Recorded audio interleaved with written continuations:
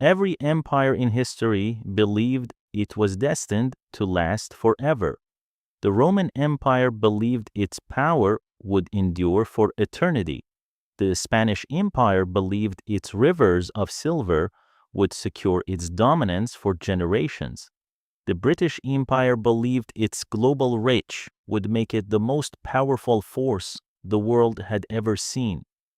But history has a way of humbling even the most powerful nations. Empires rarely collapse overnight. They do not simply vanish because of one battle or one enemy. Instead, decline often begins quietly, deep within the foundations of an empire's economy. And throughout history, one force has repeatedly played a central role in this process: debt. Debt is one of the most powerful tools ever created in human civilization. Used wisely, it can build cities, expand trade, finance innovation, and strengthen entire nations. But when it grows too large or when it is used recklessly, debt can slowly destabilize even the most powerful empires. To understand how debt shapes the rise and fall of nations, we must travel back thousands of years. Long before modern banks existed, early civilizations already understood borrowing. In ancient Mesopotamia, farmers often borrowed grain or silver from temples and wealthy landowners. These loans helped farmers plant crops and survive difficult seasons. But when harvests failed, the debt remained. Over time, unpaid debts accumulated. Families lost land. Some were forced into servitude to repay what they owed. Debt was no longer just a financial agreement. It became a structure of power. Those who controlled credit controlled land, labor, and influence. This pattern would repeat throughout history. Centuries later, the Roman Empire faced a similar challenge.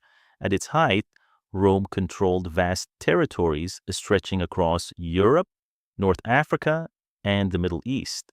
Maintaining such a massive empire required enormous resources.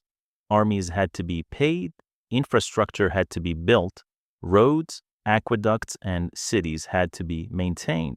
As Rome expanded, military campaigns became increasingly expensive. Tax revenue alone was often not enough to cover the costs. To compensate, Roman rulers began manipulating their currency. Coins that were once made of nearly pure silver were gradually diluted with cheaper metals. At first, the change was subtle. Most people barely noticed.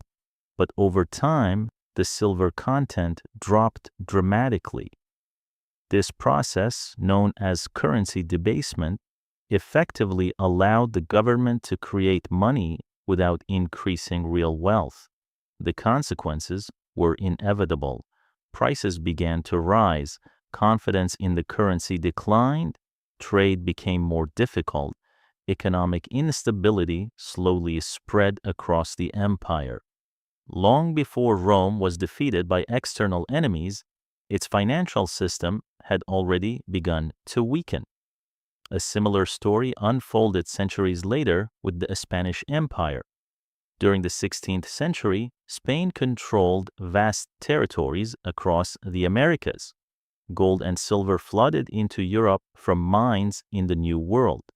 To many observers, Spain appeared unimaginably wealthy. But wealth can be deceptive.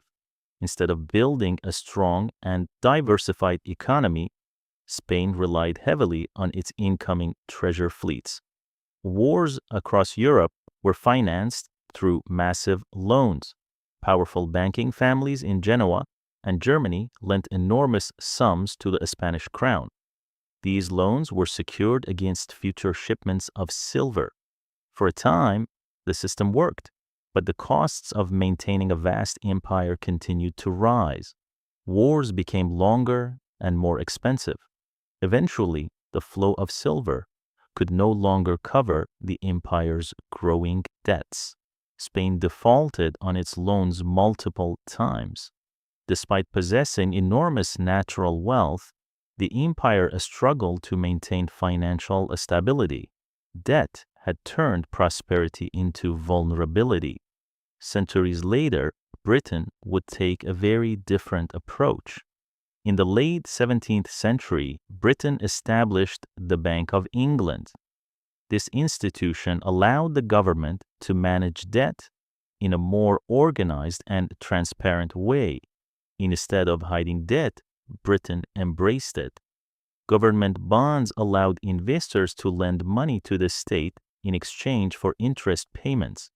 This system provided a steady flow of capital to finance military expansion and global trade. Britain used debt strategically. Its powerful navy protected trade routes. Its merchants expanded global commerce. Its industries fueled the Industrial Revolution. For nearly 2 centuries, Britain used this financial system to build the largest empire the world had ever seen. But even the most sophisticated financial systems have limits.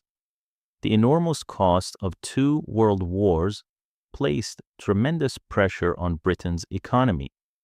By the middle of the 20th century, maintaining a global empire had become economically unsustainable.